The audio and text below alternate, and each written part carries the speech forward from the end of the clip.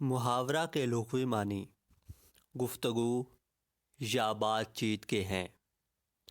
اصطلاح میں اس سے مراد وہ کلمہ یا کلام ہے جسے اہل زبان نے کسی خاص مفہوم کے لیے مخصوص کر لیا ہو، جیسے آسمان سر پر اٹھانا، دال نہ گلنا، خون سفید ہونا وغیرہ۔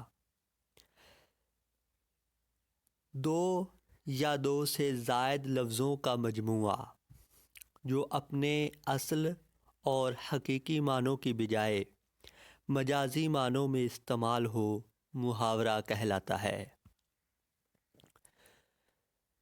ضرب المثل مسلسل تجربے اور مشاہدے کا نچوڑ پیش کرنے کے لیے جو الفاظ کہے جائیں اور پھر یہ الفاظ عرصہ دراز تک کسی خاص موقع یا واقعہ کی مناسبت سے بولے جائیں، حتیٰ کہ اپنے لفظی معنوں سے ہٹ کر کچھ اور مفہوم دیں، تو انہیں ضرب المثل یا کہاوت کہا جاتا ہے، جیسے آپ کاج مہا کاج، اپنے منہ میاں مٹھو بننا وغیرہ۔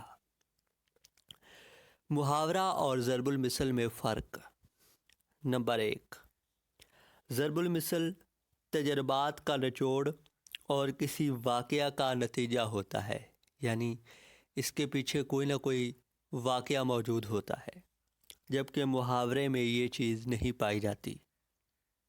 نمبر 2، محاورے میں عام طور پر دوسرے لفظوں کے ساتھ مصادر استعمال ہوتے ہیں، مصدر استعمال ہوتا ہے، جیسے آسمان سر پر اٹھانا، اٹھانا مصدر ہے، اس میں مصدر استعمال ہوا ہے۔ مصادر استعمال ہوتے ہیں بلکہ مجازی معنوں میں بولے جاتے ہیں، تاہم ضرب المثل میں ایسا نہیں ہوتا۔